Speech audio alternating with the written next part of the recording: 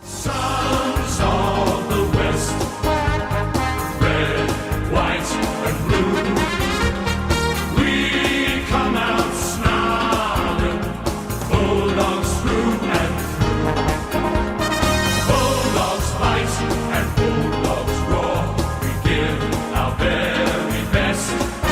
'Cause you can't beat the boys of the Bulldog breed. We're the team of the mighty West. 'Cause you can't beat the boys of the Bulldog breed. The team of the mighty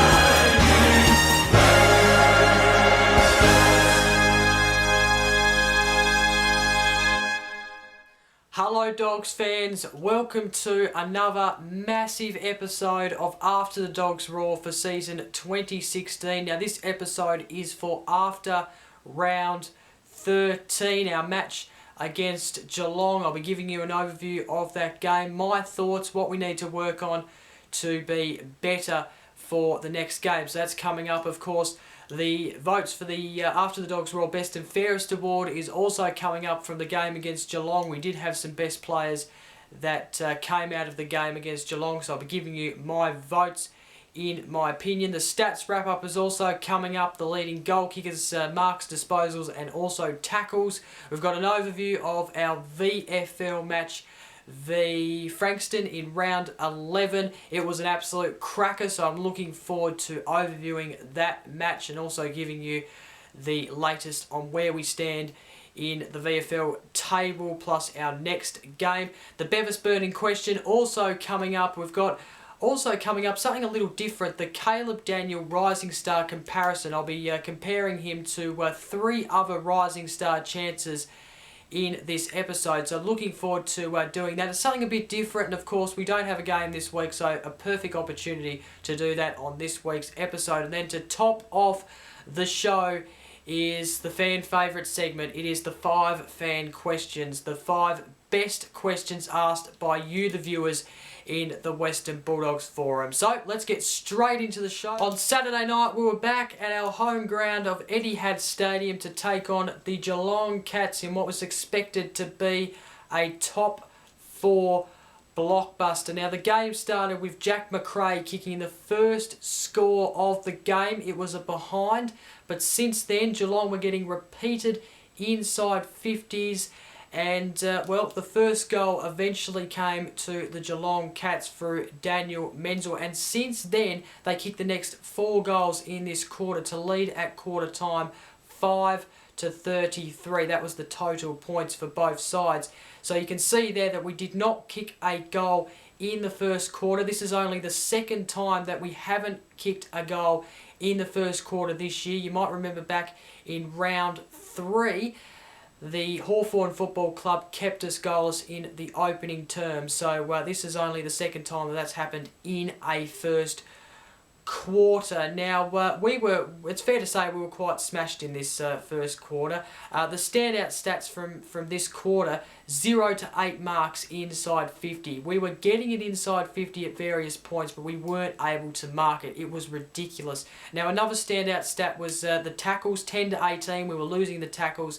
To me, we weren't applying much pressure in the first quarter, which was quite embarrassing in my opinion. But yeah, I thought it was probably the poorest quarter we've had this year. You know, that game against the Hawks where we in the opening quarter didn't score was probably a poor quarter, but this was the poorest out of any quarter this year in my opinion. And but the surprising thing was, or the best thing about it was that I didn't lose hope because we were in a similar position in the game against the Hawks, and we came back and we're only 3 points out of it in the end. So we really needed to apply more pressure and try and find a lead in the second quarter. And well, things started off pretty bright in the second quarter because Liam Pickens scored the first goal of the second term, but unfortunately it was the only goal we had scored in the second quarter because Geelong went on to score the next 5 goals and led pretty convincingly at half time, 15 to 63. Again, the standout stats was the marks inside 50. This was becoming a real concern for me and our team. 1 to 14 marks inside 50. You could just tell and you could just see that our forward line was not standing up to the tallness of the Geelong defence, and that's probably what was letting us down. And then you could probably think back now and say maybe we could have used Tom Boyd, maybe an extra tall up in that forward line, and you're probably right, that should have happened. We had the same inside 50s at half-time, the same inside 50s as Geelong, so we were getting it in there, but we just weren't able to score from it frequently, and we weren't able to, like I just mentioned, mark inside 50 and get efficiency inside the forward 50, which was becoming a real concern. We were just outplayed though in the first half. Geelong were really good in terms of attacking as well as their defence, and they were just outplaying us in this first half. So the second half needed to be a lot better if we were going to win this match. The third quarter, to our credit, was quite better. In fact, we outscored Geelong in the third quarter. It was 4-3 to 1-1.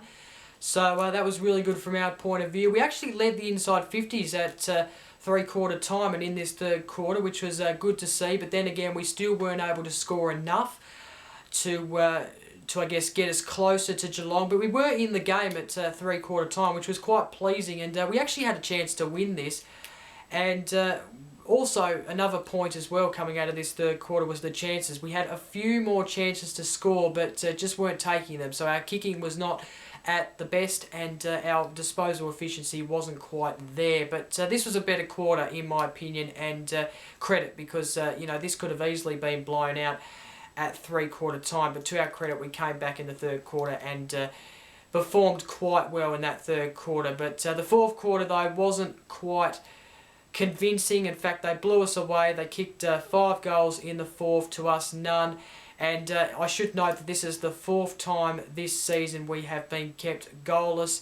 Of course, we've been kept goalless, like I mentioned, in the opening quarter of the Hawthorn game. North Melbourne kept us goalless in the last term, and Geelong kept us goalless twice in two quarters of the game. So Geelong just dominated, outplayed us, and ran out the game and won. The final score being us 5-13-43, defeated by the Geelong Cats 16-4, 100. The goal kickers for us: Redpath, Wallace, Pickens, Suckling and Jong all got singles in this match. The defence was stopping us from having a multiple goal scorer. Of course, Jack Redpath has been that man in the last few weeks. Couldn't quite get a hold of it frequently, and couldn't quite grab the ball just purely because of the Geelong's defence. That is just how good they were on Saturday night. The best players: Matthew Boyd, rightly so, got best on ground. Suckling as well got in there. Adams got in there as well, which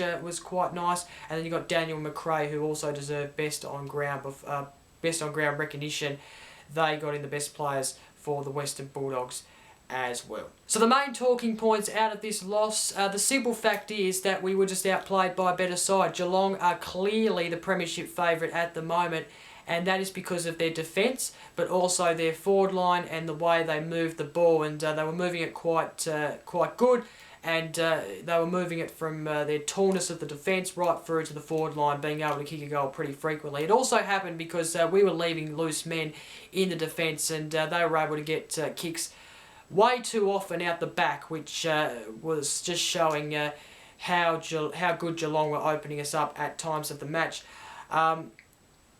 This is obviously the worst loss we've had out of the 4 losses we have had. Of course, GWS, North Melbourne and Hawthorn, our other 3, they of course sit currently in the top 5. So obviously we haven't been able to prove that we can win against the current top 5 sides. That will hopefully come though over time, but this was of course the worst loss out of those 4 losses we have had. Turnovers proved to be costly. We couldn't afford to turn it over in this match, and we did.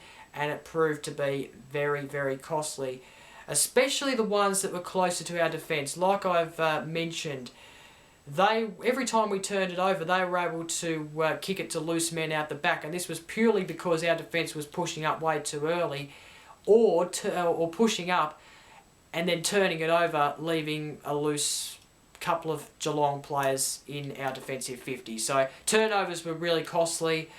We had a lot of the ball, it must be said, in the general areas of play. We had a lot of general play, And we had some inside 50 play, but we wasn't able to use it efficiently and to our advantage, which was probably the poorest thing. Geelong's tall back line, as I mentioned, really hurting our forward line, and that's where we probably should have brought in someone like Boyd to give that extra tall presence. Dixon's not that tall, it must be said, so especially when you compare it to some of the Geelong defence players, he isn't that tall, so it probably would have made sense to bring in Boyd or someone and play him up at centre half or something like that. It might sound silly to some, but it could have worked in my opinion. The loss, of course, means we've only beaten 2 teams in the top 8 that currently sit in the top 8 this year. I'm kind of okay with that at the moment because from where we were expected to be last year and where we're at this year, I think that's kind of normal in my opinion, because no one expected us to be where we were last year, and I don't know if anyone expected a couple of years ago for us to be in a position where we are this year, but we're still kind of doing better than last year, and it's just being able to take it up to those top teams, which is something we're learning this year, and I think over time we will get it eventually. I'll talk more about that later on in the episode. Our fast run and carrying of the last few weeks, especially at the start of the year and the first half of the year, wasn't quite there in this game. And the game was purely won in the first half, taken away from us when Geelong kept us goalless in the first quarter, and the second quarter was quite magnificent. They kicked 5 goals in that quarter, especially after Pick and kicked that first in the second quarter. So overall, we were outplayed. Wasn't our day, but I wouldn't get too beat up about this loss because we're still on track of having a better year this year than we were last year. Okay, time now to get into my votes for the After the Dogs Raw Best and Fairest Award. These votes for round 13 v Geelong. There were a couple of players who did play well in this game, even though we lost the game. My first vote goes to Jack McRae, and he had a good game. He had a really good game, I thought. Led the disposals for the Dogs, and by having 31 disposals, which was the most from any Dogs player in the match. He got 112 fantasy points if you do fantasy. He had a really good influence on the game. He was there, of course, kicked the first point, like I mentioned in the overview of the game. Not that that matters, but yeah, he had a good game. He really did well, and yeah, deserves a vote for sure. 2 votes goes to Matthew Suckling. Very important role he played in the defence. He actually racked up 26 disposals. He had 9 marks. He had 11 handballs and 15 kicks. He got 106 fantasy points. He had a good day. I thought he had a good influence in that back line when we needed it, and he was really trying to be a leader out there. So he gets the 2 votes for me, and then the 3 votes has to go to our former skipper in Matthew Boyd. He had a fantastic game, 28 disposals.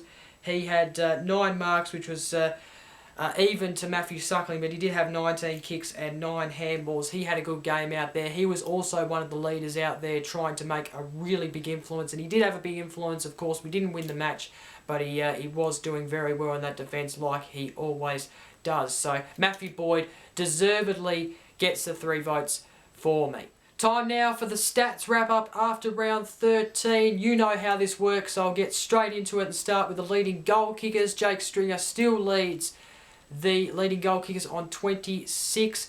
Jack Redpath on 15 in second. Tory Dixon in third on 14. Marcus Bontempelli fourth on 13.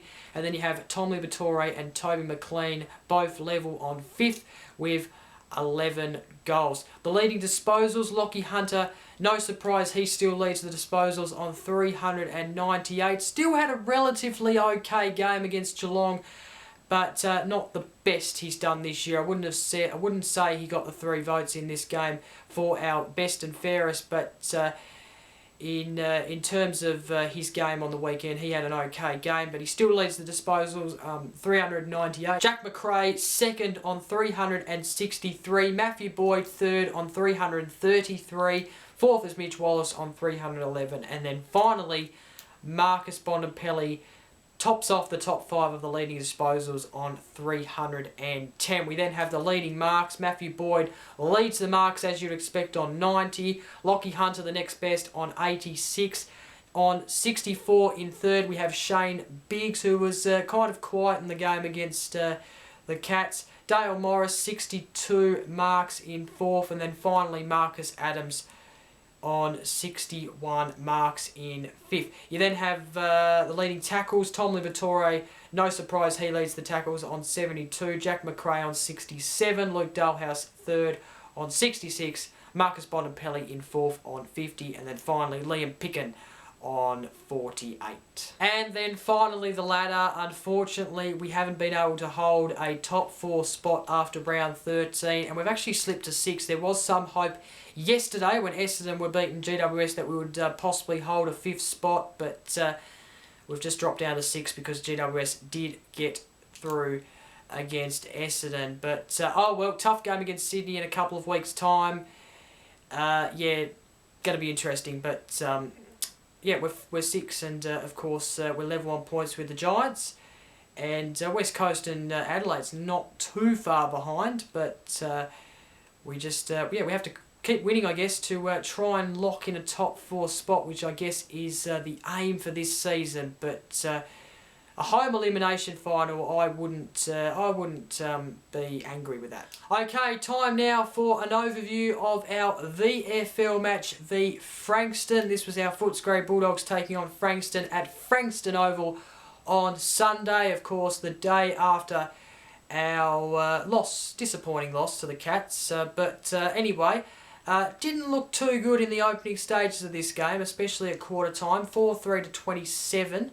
To the Footscray Bulldogs 1-8 at quarter time. A similar story at half time, 6-3 to 2-5-17, and we're down by 30 points at 3/4 time. But remarkably, and our Footscray Bulldogs, they've been okay this year. They had a poor start at the start of the season, but they've came back strongly and been able to put together some good performances. This though, from what I've heard, they remarkably came back from 30 points down and won by 10 points. In the end, the final score, Frankston 13-3-81, defeated by the Footscray Bulldogs 13-13-91. What a comeback. Unbelievable. I was watching a game, on a local game here in Tasmania, and the team couldn't come back like the Footscray Bulldogs did, but what a remarkable comeback, and credit to our reserve side, because they've had an interesting season, but this win would be one of the best, I reckon. So anyway, the goal kickers for our Footscray Bulldogs, Boyd kicked 3. It seemed like he had an outstanding day, and he might have to come in for the game against the Swans. In fact, he's probably a must for me, in my opinion, because considering that they've got a few tools themselves, the Swans, we might need him up in that forward line. So he kicked 3. Hamlin kicked 3 as well. I heard someone ask in the questions, the questions that I post, asking questions about Hamling, whether he should be a forward or should replace Crammery or whatever. Seems to me that he had a good game in the VFL, kicking 3, and must have had a good day up forward, so they must be trying something new. Obviously not his first position at this stage, but if he keeps playing well there, maybe. Hannon kicked 2. You then had Webb, Hayes, Dale, Smith and Watt kicking singles each for our reserve side. The best players, Webb got best on ground. He has to come in soon. Surely, Smith, he had another good game, which is good to see. Russell, Boyd, Adcock and also Hamlin got best on ground performances as well in what was a massive, massive win for our VFL side. And currently we sit 4th on the ladder in the VFL ladder with 24 points, yes, with 6 wins and 4 losses. We're level on points with both Sandringham and Collingwood. We've cracked the top 4 in the VFL. Our VFL team is actually going quite well as our senior side, even though we did lose on Saturday night. So very good to see, of course, a lot of good names performing in the reserve side. Wonder who's going to come in soon. That's the big question. Now, we actually have a bye in the VFL next week too, so if you're planning on going to the VFL, don't bother, because there won't be a game in terms of the Footscray Bulldogs, but we will be back in a fortnight time with our next game. Okay, time now for the Bevis burning question. This is where I get to ask a question, answer it myself and give you my opinions on it, and then hopefully get the views of everyone else, both in the Western Bulldogs forum and elsewhere. This week's question's an interesting question. You might probably think, what the heck, when you look at this question, but I'll explain it after I read it. It says, is it true that bad losses against quality sides have the potential to make a team better? Now, after Saturday night's game, if you're in the Western Bulldogs forum, the forum absolutely erupted. Everyone was disappointed, a bit angry, and saying we're not top 4 worthy, which is probably true because we haven't won against the current top 5 side yet, and that's what makes a good side. But I actually believe that this loss will do us good. I think, you know, we've seen Hawthorn over the years. Last year they had a pretty poor start to the year. They had to overcome some big losses to GWS being one of them, and there was a couple of others in that season that have, like Port Adelaide as well, that halved their season a little bit, but they went on to win the grand final, and it has happened in recent years as well. I think this will make us a better side, and from where we're at, I think people are forgetting something, and I think people are expecting a bit too much from this side this season, and it's fine, you know, that's okay, but from where we were expected to be last year, a lot of people had us tipped as wooden spooners last year, and we defied the odds and were able to be the most improved side of the competition last year, which is, to Luke Beveridge's credit, absolutely outstanding. From where we were last year, I think this year is going along quite nicely, and we're just, you know, I think this year is better, and you'll see this in the mid-season review next week on next week's episode, that we're having a better season this year. We're winning against the lower sides, but we're just having trouble beating those top sides, which is what makes a side, I guess, go to greatness and win. But I think this loss actually will do us good. I think we will now know what we need to do to improve and be able to compete against the top sides. Whether we win against Sydney or not, who knows? But we've got Geelong again in a few weeks' time at Simmons Stadium. We know what went wrong. Beveridge knows what went wrong in this game. He will know what to do, and he will fix this side, and we will be able to go down to Simmons Stadium and be a bit better than what we were on Saturday night, because we'll now know what Geelong are about. We now know how tall they were at the back, and what they dominated in the game, like the stats wise, like inside 50 marks, etc. I think this will make us a better side, and people might be laughing at what I've just said, but I'm confident this is going to make us a better side, because losses, there's every team faces hurdles. Simple as that. Okay, now there is no game next week, of course. Round 14 is our bye weekend, so Western Bulldog fans, you get to relax, just rest up, just enjoy the break, and well, we've got a big game against the Swans coming up in a fortnight's time. So, of course, I'll be back next week with another episode, and I'll preview that game next week and give you my predicted ins, etc., on what we need to do to beat the Swans. But decided to do something a bit different this week. We know Caleb Daniel is a chance to win the Rising Star this year. He's been nominated. He was nominated earlier in the season, and I did get a question a couple of weeks ago actually saying if I think Caleb Daniel will win the Rising Star, and I think he's definitely in the top 4 chances. And so I've just decided to compare him against the other 3 chances in the top 4 and see whether he can actually win it. So he can no doubt win it, let's just say that. But let's just firstly compare him to Christian Petrarca from Melbourne. So let's have a look at this.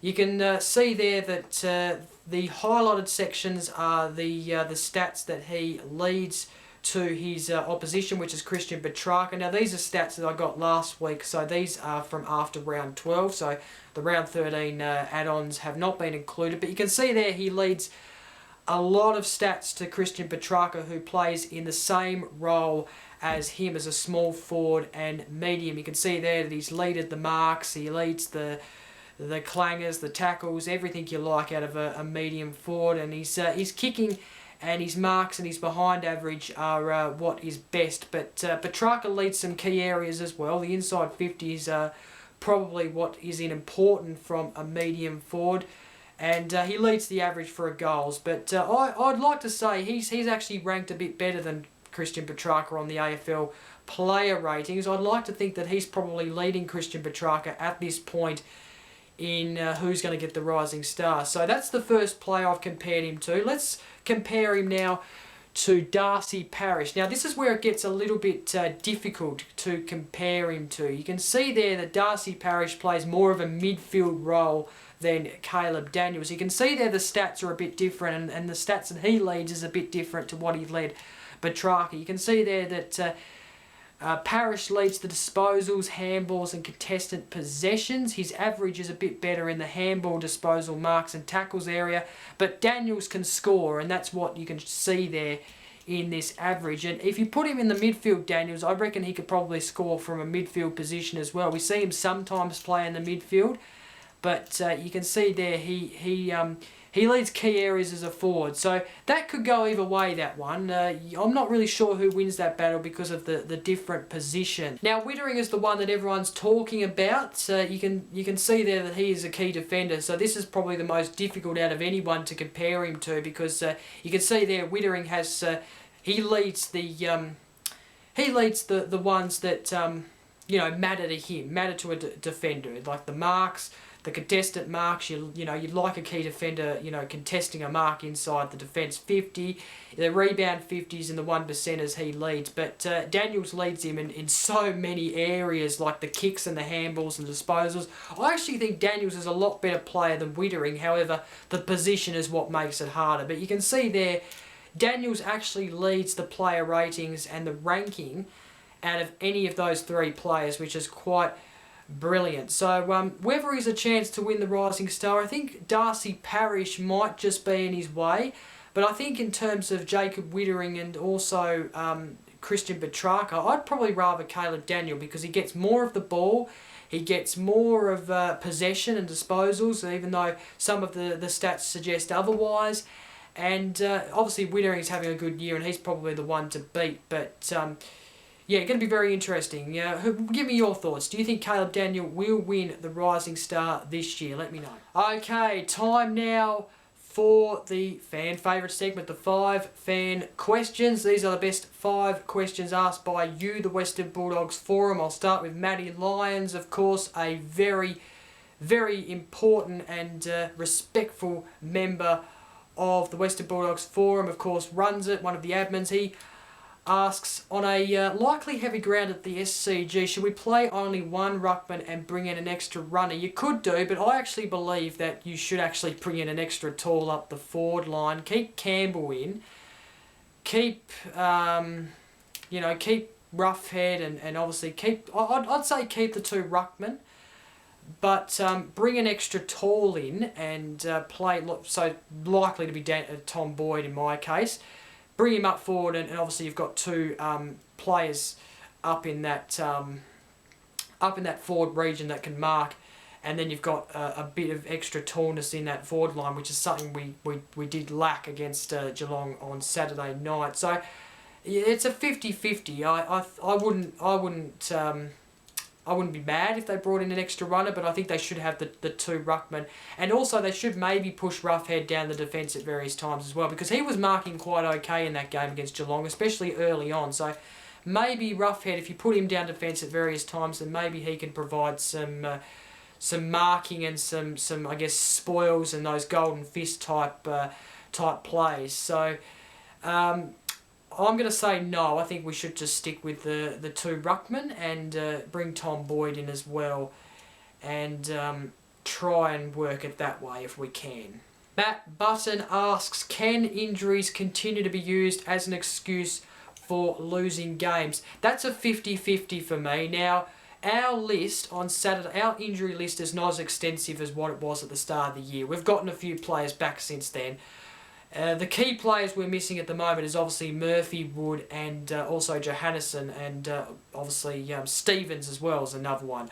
I actually believe if we had all 4 of those players, especially Murphy and Wood and Johannesson, then I believe we would have probably played a bit better than what we probably did, because we would have had that speedy and that, I guess, experienced run off the back line to be able to cleanly dispose the ball going forward. And I think that's what we probably would have had, especially if we had Murphy in the game against Geelong. So that's a 50-50, but I wouldn't put the loss all down to the injuries. I think there was obviously some things we could have done to prevent the loss without having to blame our injuries, if that makes sense. So we could have maybe brought in Tom Boyd to run up that forward line, and then we would have had two talls up in that forward line, as well as maybe Campbell up there, as well as Dixon and obviously Stringer, because Stringer was at times getting at the back. But that's a 50-50 for me. Stephen Bell asks, can Bevo change the game plan? We should kick more and down the guts. That was kind of what we were doing though at times. Our run and carry wasn't quite smooth and cleaner as what we have been doing in the first half of the season. But when we do that, and I think we did that at times in the game, we'll kick it inside 50, but we just had no one to mark. So you could, but it wouldn't actually do anything because we didn't have enough tallness up in that forward line on Saturday night to actually... You know, my theory is if you're going to kick it down the guts, you actually need to find a target. You can't just kick it to anyone and have a pack of players tap it off. You could have a crummer that comes in and obviously just, you know, grabs the ball and then obviously kicks the goal. That's what crummers do. But you can't actually kick it down the guts all the time because you're not going to get efficient disposal. And if you just did that on Saturday night... every time I bet you it's gonna come out through the Geelong defence, and that tallness just straight back rebounding to the forward 50. So you could, but I'd rather the run and carry because it provides quicker movement. And if you're going to do that down the guts thing, then you need to be able to find a target unless it's late in the game. Adam Hill asks, when are we going to get a goal kicking coach? No point winning it in the midfield, and if we can't put it on the scoreboard. Cost us the final last year and cost us the 2 games already this season. Well, Daniel Jaracusa is the forward coach, so he would obviously be responsible for that type of bit in our game. So goal kicking is his responsibility, as well as the other forward structures, etc. So I would like to think we have a goal kicking coach in Daniel Jaracusa because he's a forward coach. So I don't think we need anyone extra, or maybe we do, I don't know. Well, who do we get if, that's the question, who do we get if we want a goal kicking coach or someone like that? But I think Daniel Jaracusa is the man. He's a good kick. And he'll be obviously working. He'll most likely be working with the team this week to improve that goal kicking, because obviously that was a bit in the game that did let us down on Saturday night. So I'm not sure when we're going to get a goal kicking coach. I'd like to think we already do in Daniel Jaracusa, who is a brilliant player, a veteran of course, and has been fantastic in his playing days with the Western Bulldogs, and now as a forward coach. I'd like to think he is the one, but I'm not really sure who we get if we get an extra, forward coach to teach goal kicking. I just think some of the players are just holding the ball a bit differently, and their technique may need to change. So that will be the focus at training, as well as a lot of other things this week and over the bye. And yeah. Final question before we wrap up. Red WB asks, who do you think will be our next debutant? Well, firstly, say hello to the team over there who love my show, and I appreciate the support. And secondly, to answer your question, I don't see a lot of the VFL games because I live here in Tasmania. I don't watch the VFL because I don't get it here on TV. There's no live streams or anything, so I can't watch it. But from what I've been told, I think Declan Hamilton is the one that's going to debut next. He seems to be playing pretty well in the VFL. I think Lynch is as well, but he seems to be doing okay. The stats don't lie. He seems to be pretty good. Whether it's this year, though, I'm not sure. I don't think anyone else will debut this year. I think next year, though, he will be the next debut, possibly. But we'll just see. And that is it for this episode of After the Dogs Roar. Thank you very much for watching. I'll be back with another episode next week. And next week's episode will be absolutely massive because I'll be giving you a mid-season review. I'll be having a look back on the first half, whether it's passable, whether it's better than last season. I'll be telling you that, as well as my predictions for the second half of the season. Of course, we've also got the 5 fan questions, as well as a preview to the game against the Swans, and also Richmond, because I'll be missing an episode the next week. So I'll talk about that more next week in next week's episode. But until next week, I'm Jacob. Enjoy the bye round. Bye for now.